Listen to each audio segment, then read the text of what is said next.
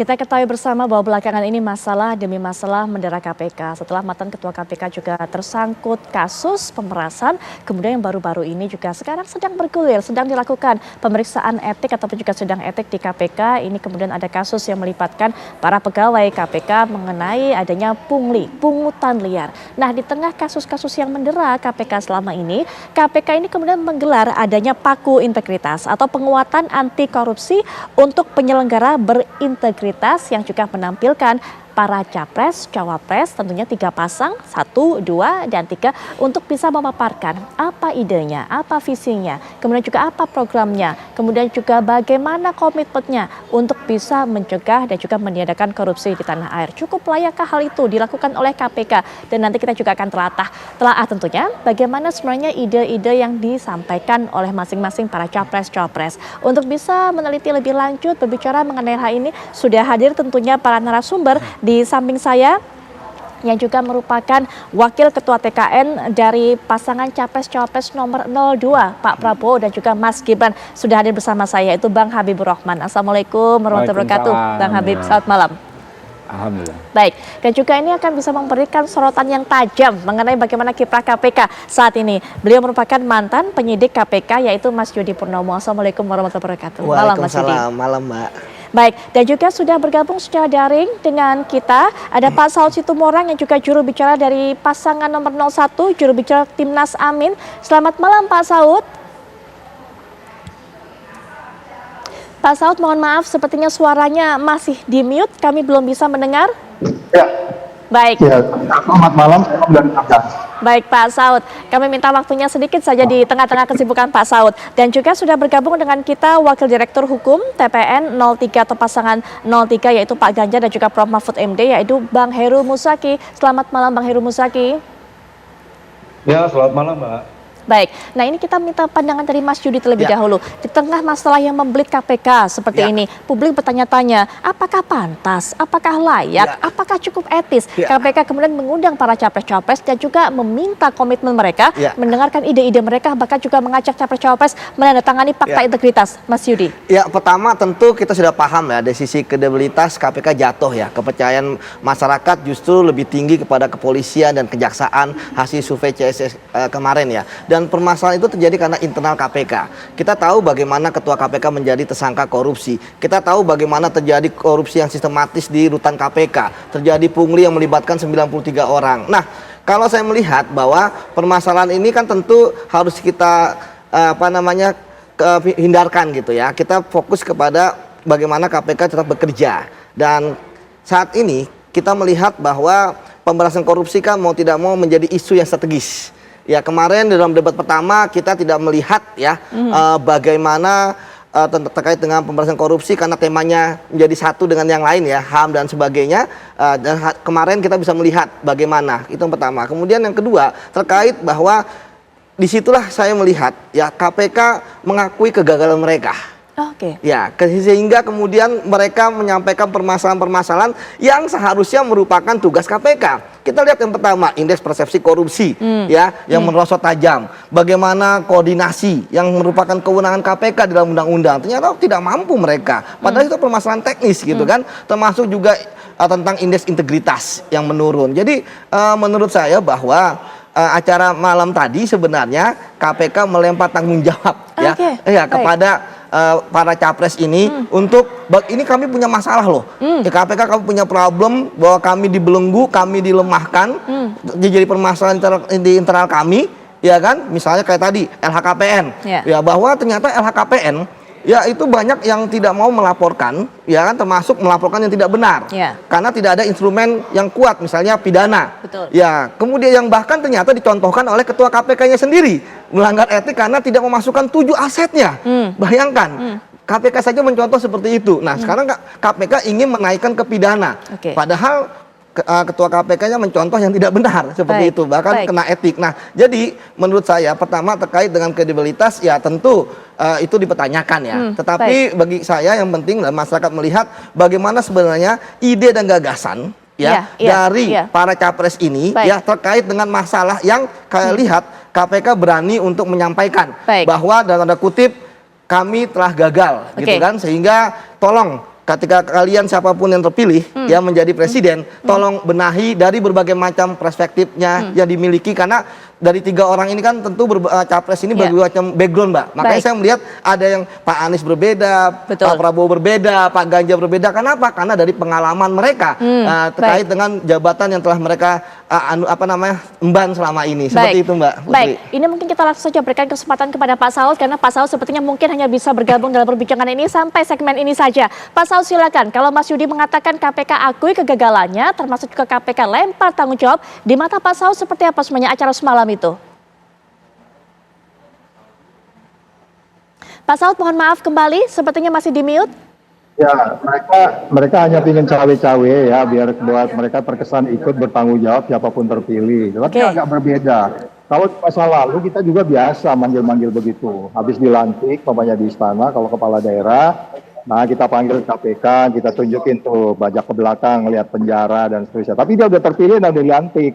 Jadi sebaiknya itu nggak usah di tiga-tiganya, yang terpilih aja ntar nanti dibawa. Kalau teori-teori yang disampaikan ketiga paslon kemarin, jelas yang disampaikan Pak Anies yang lebih jelas, dan di targetnya itu juga jelas. Indeks persepsi korupsi 2029 itu mencapai 46 sampai 50.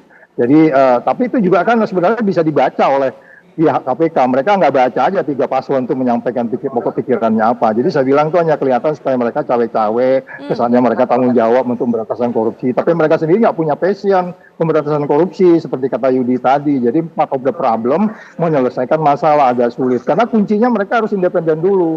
Undang-Undang 19 2019 itu harus diubah, dikembalikan. Which is Pak Anies sudah bikin program 100 harinya, nanti akan mengganti itu, apakah itu lewat undang-undang atau lewat perpu. Nah, jadi sebaiknya memang ini efisien ya upaya kemarin itu. Jadi sekali lagi, tapi kita secara keseluruhan bisa saja menghargai. Tapi karena mereka menghargai, karena mereka melakukan sesuatu yang tidak menghargai karirnya selama ini, sehingga kalau kita lihat tanggapan-tanggapan dari pemirsa itu kan semuanya negatif ya. Apalagi kemudian kalau mendengar orang bicara, tapi kalau lebih banyak dia bicara dari yang mau bicara gitu kan. Jadi lucu juga itu kemarin tuh. Jadi kesannya kayak mereka menunjukin bahwa kami juga melakukan bla bla bla bla bla bla. Sudah terbukti kok yang bicara juga ada masalah-masalah yang disebut di sekitar dia. Jadi sekali lagi kita tunggu saja sebenarnya sebaiknya untuk kemudian 3 calon ini dipilih oleh rakyat Indonesia. Tapi kita yakin yang punya passion pemberantasan korupsi dan siap karakter integritasnya, jujur, peduli, mandiri, tanggung jawab, berani, sederhana, adil itu ya Anies Rashid Baswedan. Gitu, Baik, Pak Saud, ini menghindari Pak Saud sepertinya mungkin hanya bisa bergabung dalam segmen ini saja, Pak Saud. Mengenai rencana revisi Undang-Undang KPK dari pasangan 1, apakah kemudian ini bisa dilakukan? Implementasinya dipertanyakan juga oleh masyarakat kemarin yang mendengarkan ide ini. Karena kalau kita tahu juga masalah Undang-Undang KPK ini kan juga sebelumnya sudah disetujui oleh partai-partai, termasuk juga partai-partai yang mengusung pasangan nomor 01, Pak Saud. Ya, kita berharap itu kalau nunggu DPR pasti lama ya. Makanya kita berharap itu nanti diperpukan aja biar cepat.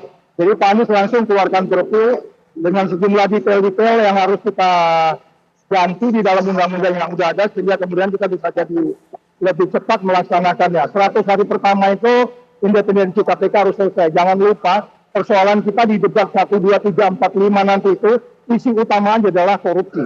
Coba kita lihat debat-debat yang dilakukan itu dan debat yang 2 lagi yang sisa, pasti isu utamanya itu adalah korupsi. Dan itu tercermin kenapa indeks persepsi korupsi kita 34 itu kan persoalan yang kompleks di badan cukai, badan pajak, badan audit, di polisi, tentara, hakim, militer itu kan bermasalah semua. Oleh sebab itu pedang pemberantasan korupsi itu udah pas kalau dipegang oleh Anies gitu, Mbak.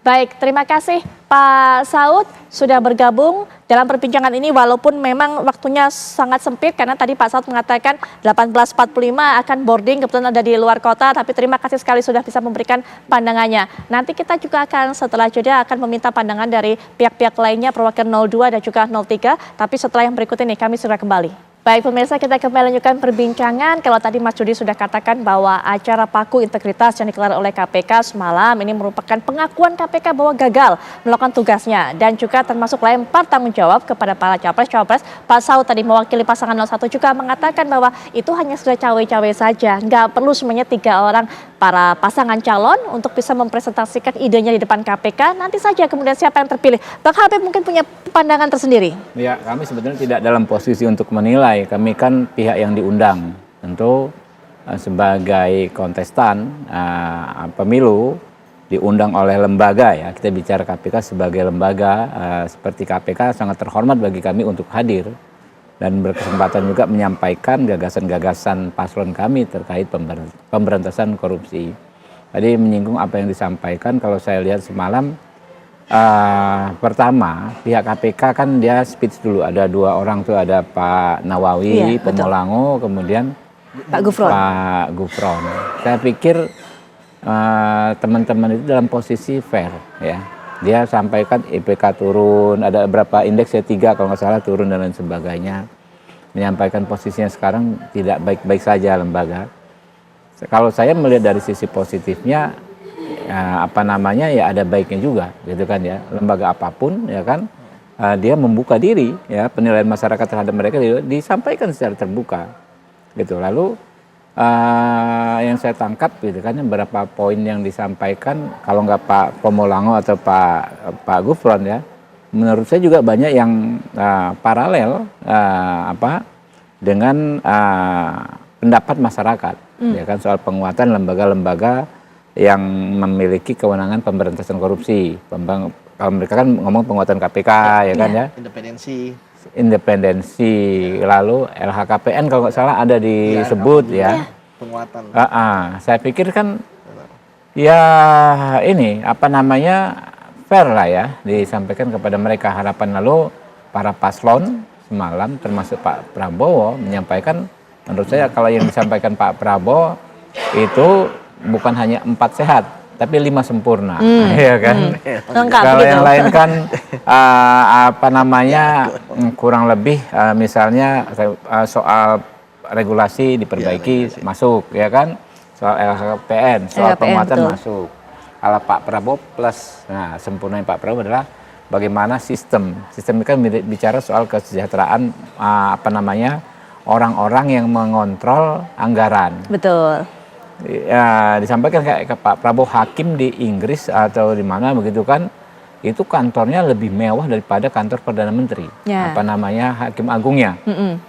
Lalu banyaklah gitu kan. Ini kan ada beberapa studi lah ya, ada perdebatan tapi yang disampaikan Pak Prabowo itu menurut saya ada benarnya juga ya kan, karena itu cukup relevan. Kalau sudah dipenuhi kesejahteraannya, ini orang-orang penyelenggara negara yang mengontrol kuasa dan anggaran besar, baru ya kan ya, kita ketika penegakan ini kita harus sangat tegas, kata Pak Prabowo, hukuman yang berat dan tegas, dan saya akan pimpin langsung. Nah ini waktu selesai acara kan saya ngobrol di holding room ya kan, oh iya dia bilang kalau ini kita sikat habis, sudah kita baikin istilahnya kan, masih nyopet masih nyolong kita sikat habis gitu. Nah saya pikir ini kan pembicaraan orang yang ngerti lapangan, ya kan, bukan hukum di atas kertas saja, ya kan, tapi dia ngerti lapangan. Mengelola negara sebesar ini, tentu praktek-praktek ideal itu bagus, tapi harus diuji dengan pengalaman kita di lapangan.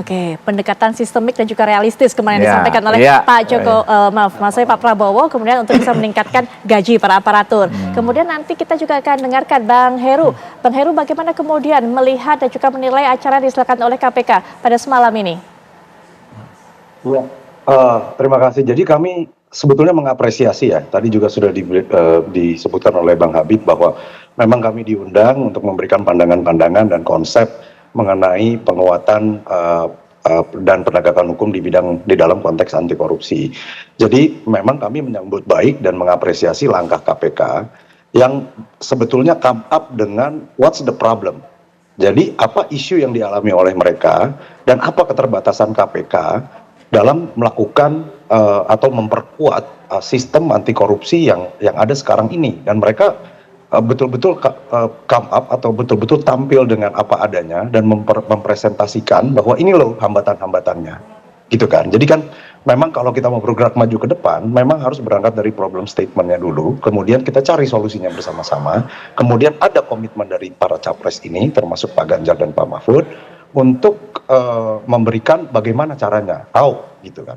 Jadi kami lebih melihat bahwa KPK come up dengan problem, kemudian meminta para capres ini untuk mempresentasikan bagaimana caranya memperkuat institusi KPK, kemudian juga melakukan beberapa hal atau terobosan atau tindakan dalam konteks anti korupsi, gitu ya. Dan kemarin juga Pak Ganjar juga mempresentasikan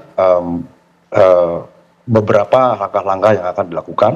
Yang tentunya pertama tadi sudah singgung sebelumnya adalah mengembalikan marwah KPK, karena ini yang paling penting, gitu ya.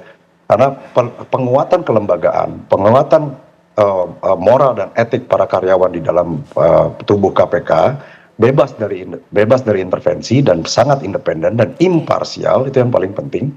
Itu menjadi sangat penting karena situasi sekarang ini memang KPK sedang tidak baik-baik saja, maka lembaganya harus diperkuat dulu. Kemudian yang kedua Pak Ganjar juga berbicara mengenai 3 siklus atau 3 step yang akan dilakukan, yaitu pertama pendidikan, kemudian kedua pencegahan, dan kemudian penindakan, gitu ya. Dalam 3 step ini dipaparkan secara detail bagaimana beliau akan melakukannya sesuai dengan rekam jejak. Mungkin tidak usah diragukan lagi, Pak Ganjar sudah melakukannya di Jawa Tengah, kemudian Pak Mahfud juga rekam jejaknya sudah tidak diragukan. Beberapa kasus-kasus dia bongkar, tabrak, dan sebagai peluru tidak terkendali, semuanya dibuka secara transparan dan diperkenankan masyarakat untuk bisa berpartisipasi. Nah, hal yang ketiga adalah mengembangkan atau memperluas partisipasi masyarakat melalui lembaga kontrol dari jurnalisme, kemudian mengikut sertakan civil society dalam melakukan pengawasan terhadap praktik-praktik penyelenggaraan pemerintahan. Mungkin itu yang bisa disampaikan. Baik, Mas Yudi, kalau bicara mengenai penguatan KPK, kemudian formulasi apa kemudian mungkin bisa ampuh? Kalau kita dengar tadi dari pasangan 01 memang kemarin untuk bisa mengembalikan independensi KPK, revisi Undang-Undang KPK. Kemudian mengatakan ini yang paling berani untuk bisa memberantas korupsi adalah pasangan 01. Tapi kalau Bang Habib bilang pasangan 02 nih yang 4 sehat 5 sempurna, artinya lengkap. Sementara tadi Bang Heru juga mengatakan pasangan 03 kalau masalah soal pemberantas korupsi, track recordnya ini juga sudah luar biasa pasangan 03. Di mata Mas Yudi seperti apa? Ya, jadi seperti tadi saya sampaikan Mbak ya, bahwa semuanya mempunyai pandangan masing-masing dalam memberantas korupsi. Sehingga saya harapkan ketika ketiganya ya kemarin menyampaikan, itu semua sebenarnya menjadi satu.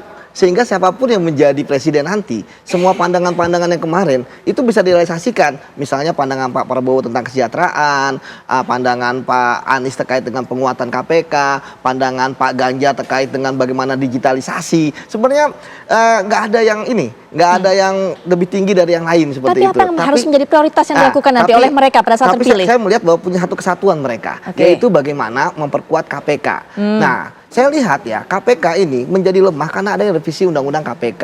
Apa yang membuat KPK lemah? Ada 3 kekuatan KPK selama ini. Pertama, pimpinan KPK. Ya, seleksi pimpinan KPK. Ya, akhirnya menghasilkan pimpinan KPK yang sekarang itu jangan diulangi. Ketika masyarakat dulu menolak ya terkait ada calon yang melanggar etik dan sebagainya, kan akhirnya terbukti. Sekarang jadi bermasalah. Kemudian yang kedua, terkait dengan pegawai KPK. Status pegawai KPK yang ASN ini membuat independensinya menjadi berkurang. Ya, kemudian yang paling penting adalah kewenangan KPK. Iya, jadi kalau misalnya kewenangan KPK nggak diperkuat, ya seperti tadi kembali ada curhatan untuk koordinasi saja, walaupun KPK mempunyai kewenangan koordinasi, lembaga-lembaga yang lain sepertinya agak enggan gitu kan. Nah, oleh karena itulah maka penguatan KPK harus dimulai dari legislasinya dulu. Kalau tidak akan sangat berat, Mbak. Kenapa? Ya tadi kita melihat bagaimana menumbuhkan kepercayaan masyarakat kepada KPK itu pasti akan sangat sulit. Dan pemberantasan korupsi tanpa KPK itu menurut saya adalah omong kosong. Kenapa? 19 tahun KPK berdiri. Ya, kita bisa melihat bagaimana prestasi KPK. Dan saya yakin ketika misalnya terjadi penguatan KPK dan semua capres punya visi yang sama, jadi siapapun yang terpilih gitu ya, artinya satu masalah bangsa itu selesai. Kenapa? Karena korupsi diberantas, investasi akan masuk, uang negara nggak akan dirampok, pembangunan berjalan, seperti itu Mbak. Artinya ekonomi akan naik. Tapi kalau tidak, kalau KPK-nya masih seperti sekarang, akhirnya kedepannya nggak ada perbuatan artinya ada affirmative action terhadap KPK. Saya pikir permasalahan di KPK akan semakin meluas gitu kan. Kita kemarin baru Pak Firly, terus kemudian ada lagi kemarin dilaporkan 2 pimpinan yang lain. Artinya kalau nggak ada suatu tindakan khusus nih, ya akhirnya kita hanya melihat pemberantasan korupsi jauh panggang daripada api. Baik, itu, Mbak. Beragam konsep, beragam tawaran yang dilakukan oleh ataupun juga dijanjikan oleh pasangan capres-capres ini dinilai oleh Mas Yudi semuanya baik, seharusnya disatukan untuk bisa nanti memberantas korupsi di tanah air dan juga menguatkan peranan KPK. Tapi kemudian ketika meminta untuk apa yang menjadi prioritas, Mas Yudi sudah berikan informasinya, termasuk juga soal masalah perekrutan, seleksi dari pimpinan KPK, revisi Undang-Undang KPK. Nanti kita akan bahas mengenai hal ini, apa pandangan dari pasangan nomor 02 dan juga 03, termasuk juga untuk bisa melihat kewenangan KPK setelah jeda berikut ini. Baik, pemirsa, sebelum jeda tadi kita sudah minta pandangan dari Mas Yudi selaku mantan penyidik KPK, apa sebenarnya yang harus diperbaiki pondasinya. Ini menjadi prioritas untuk bisa memperbaiki KPK, penguatan KPK.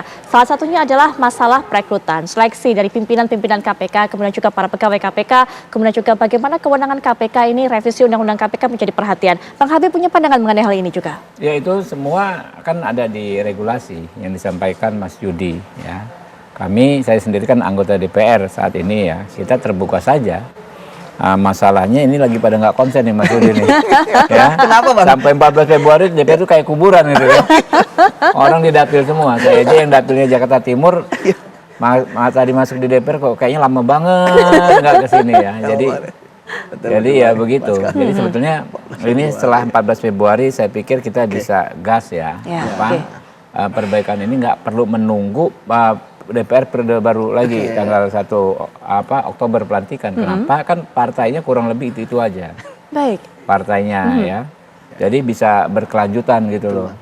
Misalnya bisa disusun, ya kita terima aja. Ada masyarakat Pak Yudi, saya harus kasih tahu juga, yang juga merasa undang-undang udah bagus, ya kan? Pak Yudi bilang perlu diperbaiki. Tentu silakan saja sampaikan, datang ke kami nanti, ya kan?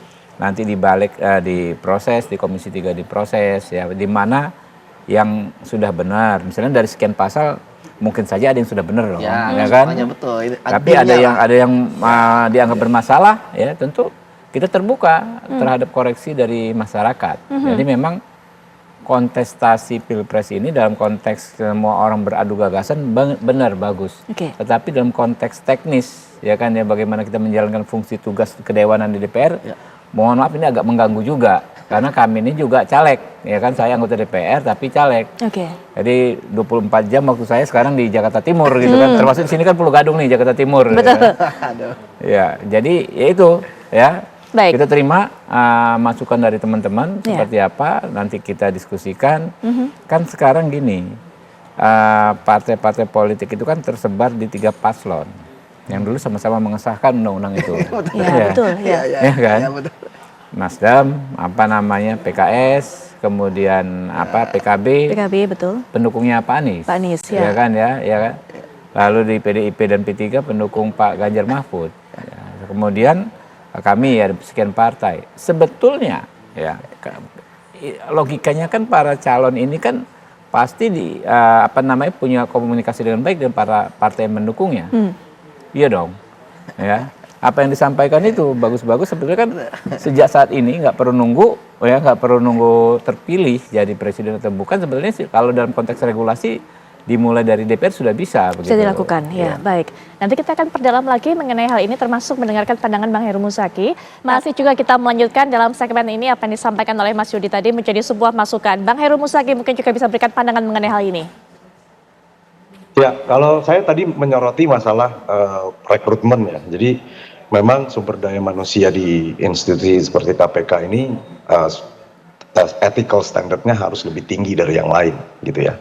Makanya kalau saya dan kami dari pasangan nomor 3, memang kami merefer dalam visi misi kami itu kami merujuk pada Jakarta Statement on Principles for Anti-Corruption Agencies. Jadi yang mana saya bisa soroti ada beberapa hal. Pertama, rekrutmen terhadap staf ya KPK itu harus dilakukan secara hati-hati dan memiliki ethical standard yang tinggi. Jadi seluruh karyawan KPK harus memiliki integritas yang tinggi dan ini harus dibuktikan secara kualitatif dengan segala teknik-teknik yang diemploy oleh KPK. Kemudian kedua, pemilihan ketua dari KPK itu sendiri atau seleksi dari KPK itu sendiri. Ini harus dilakukan dan calon-calon ketua KPK itu harus mempunyai track record yang bagus, itu nomor 1. Jadi jangan ada orang yang bisa dipilih dengan misalkan mempunyai track record pelanggaran etik pelanggaran etik atau pelanggaran hukum apapun.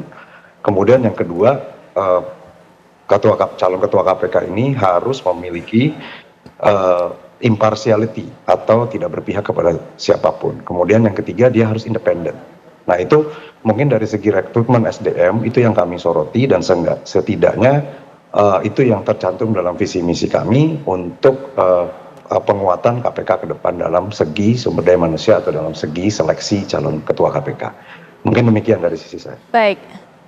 Ya, nah ini juga mungkin kalau kita lihat sudah ada ide-ide yang disampaikan oleh tadi Bang Heru Musaki, sejalan juga sepertinya apa yang disampaikan oleh, cukup sepakat mengenai hal ini, Bang Habib? Ya sepakat ya, banyak hal-hal baik tadi semalam juga disampaikan oleh Pak Ganjar soal digitalisasi. Sebenarnya soal digitalisasi ini kan semua paslon menyampaikan pada saat debat yang pertama, debat capres, lalu di debat kedua juga masing-masing ada segmen soal digitalisasi ini ya. Dan sebetulnya pemerintahan saat ini ya, Pak Luhut ya misalnya kan menyampaikan digitalisasi ini adalah salah satu kunci keberhasilan pemberantasan korupsi. Nah tinggal memang momentumnya kita masih perlu menunggu dulu ya Mbak ya, melewati event pemilu ini. Jadi gini, kalau visi misinya Mas Yudi pasti sudah bedah 3 paslon ya kan ya. Bagus ya kurang lebih Mas ya. Tinggal actionnya saja. Nah itu dia. Nah actionnya saja apa mau dikata. Kalau mau sekarang ya kan ya, dalam konteks regulasi ini masa sidang kali ini saja kita 3 minggu doang ya kan ya. Sampai coblosan cuma 3 minggu. Betul. Ya kan, itu pun diisi bukan kegiatan yang raker, tapi kunjungan ke dapil juga, pun dapil namanya, kunjungan daerah pemilihan ya. Sehingga kalau sampai coblosan memang belum bisa ngapa-ngapain. Tapi setelah coblosan, menghitung suara sampai penetapan pasangan calon terpilih itu kan 6-7 bulan. Ya sampai Oktober kan ya, berarti kan Maret, April, Mei, Juni, Juli, Agustus ya. Ya kan 8 bulan bahkan, ya kan. Nah, sebenarnya di rentang waktu itu ya pihak yang sudah misalnya sudah secara ini diumumkan ya, quick count misalnya sudah diumumkan sebagai pemenang, kan udah bisa tahu dah. Tanggal 14 jam 12 malam biasanya udah tahu nih yang menang siapa. Termasuk ya 1 putaran atau 2 putaran ya Bang? Iya, ya. Kalau 1 putaran, sejak itu udah bisa mulai Mbak. Sebetulnya perbaikan KPK ini, teman-teman ya kan, tinggal aja misalnya pasti nanti akan ada rumah transisi. Ya, di mana konsep-konsep yang akan diberlakukan besoknya mulai digodok. Tapi kan jangan lupa ada yang namanya DPR. DPR ini kan terus ada. Nggak mati, nggak bubar juga sampai kan tetap ada gitu loh. Kerja-kerja di DPR kan bisa dimulai di situ. Jadi apapun bentuk usulannya, baik yang disampaikan Mas Yudi dan kawan-kawan, tapi juga ada usulan dari kelompok-kelompok yang berbeda. Belum tentu kan bertentangan berbeda ini, ya kan? Tapi belum tentu sama. Ya kita dengar juga sama-sama gitu loh. Jadi ikhtiar, niatan untuk memperbaiki situasi ini saya pikir datang dari mana-mana. Dari 3 paslon datang, dari masyarakat datang.